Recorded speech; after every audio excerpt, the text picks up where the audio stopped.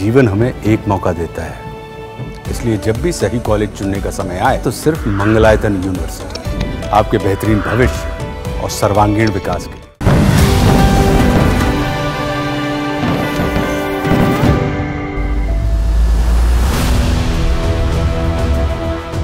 पहलगाम हमले के बाद भारत और पाकिस्तान में सैन्य तनाव पर अब भारतीय सेना के चीफ जनरल उपेंद्र द्विवेदी ने बड़ा खुलासा किया है।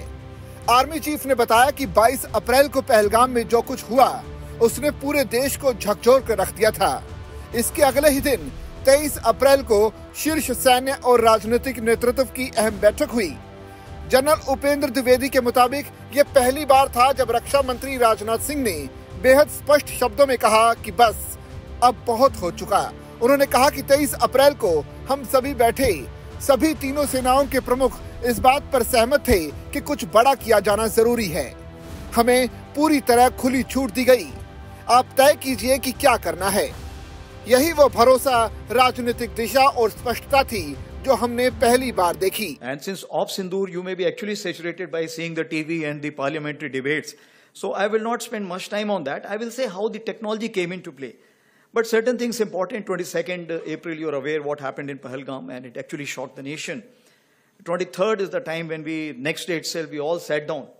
And this is the first time which RM has also said, I think enough is enough. And all the three chiefs were very clear, something has to be done. And the free hand was given, of course, that you decide what is to be done. And that is the kind of a confidence with the political directions and political clarity for the first time we saw. And that's what made a difference, because we want to do a lot, but that kind of hand-holding and kind of free, no terms of restrictions, if I can say that. And that is what kind of raises up your morale. And that is how it helped our army commanders or commander-in-chiefs on ground to kind of act as per their wisdom. Chennai में एक कार्यक्रम के दौरान general Dwivedi ने कहा कि इस तरह के स्पष्ट राजनीतिक समर्थन से सैनिकों का मनोबल बढ़ता है। यही वजह थी कि हमारे आर्मी कमांडर ग्राउंड पर जाकर अपने विवेक से कदम उठा सके। उन्होंने आगे बताया कि 25 अप्रैल को हम नॉर्दर्न कमांड पहुंचे, जहां हमने सोचा, योजना बनाई, कॉन्सेप्ट तैयार किया और उसे अंजाम दिया। 9 में से 7 टारगेट को ध्वस्त किया और बड़ी संख्या में आतंकियों को मार गिराया। 29 अप्रैल को प्रधानमंत्री से हमारी पहली मुलाकात हुई। जनरल द्विवेदी ने कहा कि ये समझना जरूरी है कि कैसे एक छोटा सा नाम ऑपरेशन सिंदूर पूरे देश को जोड़ देता है। इसने पूरे राष्ट्र को ऊर्जा दी। जनरल द्विवेदी ने कहा कि इस नाम ने पूरे देश को एक कर दिया। आज लोग कह रहे हैं कि सिंधु से सिंदूर तक सब कुछ हमने संभाल लिया। जब मैं ग्राउंड पर गया तो मैंने सैनिकों से कहा कि कोई भी बहन, माँ या बेटी जब सिंदूर लगाएगी तो हमेशा सैनिक को याद करेगी। यही वो जुड़ाव था जिसने पूरे राष्ट्र को एक उद्देश्य के लिए खड़ा कर दिया। यही कारण था कि पूरा देश पूछ रहा था, आपने ऑपरेशन क्यों रोका? और इसका जवाब भी दिया जा चुका है। आईआईटी मद्रास में आयोजित कार्यक्रम में आर्मी चीफ ने ऑपरेशन सिंदूर की शतरंज के खेल से तुलना की और कहा कि हम नहीं जानते थे कि दुश्मन का अगला कदम क्या होगा और हमें क्या करना है। इसे ग्रे जोन कहते हैं। ग्रे जोन का मतलब है कि हम पारंपरिक ऑपरेशनों में नहीं जा रहे, बल्कि ऐसे कदम उठा रहे हैं जो उनसे जरा कम स्तर के होते हैं।